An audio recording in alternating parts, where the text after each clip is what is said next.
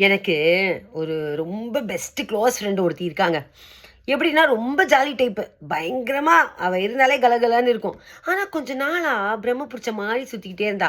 "ஏன் இவ இப்படி இருக்கா?" அப்படின்னு சொல்லிட்டு ஒரு நாள், "வா போய் ஒரு காஃபி குடிக்கலாம்" அப்படின்னு சொல்லிட்டு ஒரு ஹோட்டலுக்கு கூட்டிட்டு போனேன். அங்க போயிட்டு, "உனக்கு என்னாதான்? ஏன் இப்படி இருக்க?" அப்படின்னு கேட்டோனே, ஓன்னு அழ ஆரம்பிச்சுட்டா.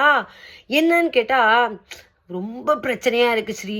என்ன பண்றதுன்னே தெரியல. அதுக்கு எனக்கு சொல்யூஷனும் தெரியல.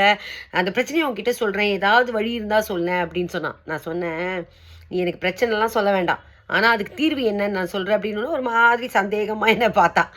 நாங்க ஹோட்டலுக்கு தானே போயிருந்தோம். அங்க டேபிள்ல இந்த மாதிரி ஒரு டம்ளர் இருந்துச்சு. அத காமிச்சு, "இது என்ன?" அப்படின்னு கேட்டேன். "டம்ளர்" அப்படின்னு சொன்னான். "எவ்வளோ வெயிட் இருக்கும்?" அப்படின்னு. "சுமாரா ஒரு 50, 100 கிராம் இருக்கும்" அப்படின்னா.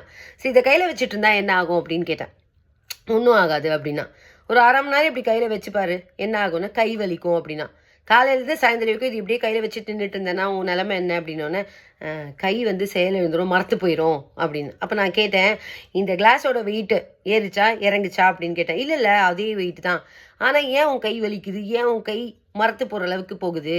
அதே தான் உன் பிரச்சனையும். இந்த பிரச்சனைய எதுவா இருந்தாலும் தூக்கி இப்படி வச்சுடு. ஒரு பிரச்சனையும் கிடையாது உனக்கு. ஆனா, அத மண்டைக்குள்ள போட்டு அரைக்க ஆரம்பிச்சேன்னு வச்சுக்கோயேன், உன் மண்டை வலிக்க ஆரம்பிச்சுரும். அதே நாள் கணக்குல அத மண்டைக்குள்ள போயிட்டு இதுக்கு என்ன, இதுக்கு என்னன்னு யோசிக்க ஆரம்பிச்சேன்னா, உன் மூளையே செயலிழக்க ஆரம்பிச்சுரும். ஸோ, அதனால தயவு செஞ்சு எந்த பிரச்சனையா இருந்தாலும் உன்னால தீர்க்க முடியாதுன்னு தெரிஞ்சு போச்சு. தூக்கி ஓரமா வச்சுரு. சந்தோஷமா இரு" அப்படின்னு சொன்னேன். ஒரு செகண்ட் அப்படியே டீப்பா என்ன பார்த்தா.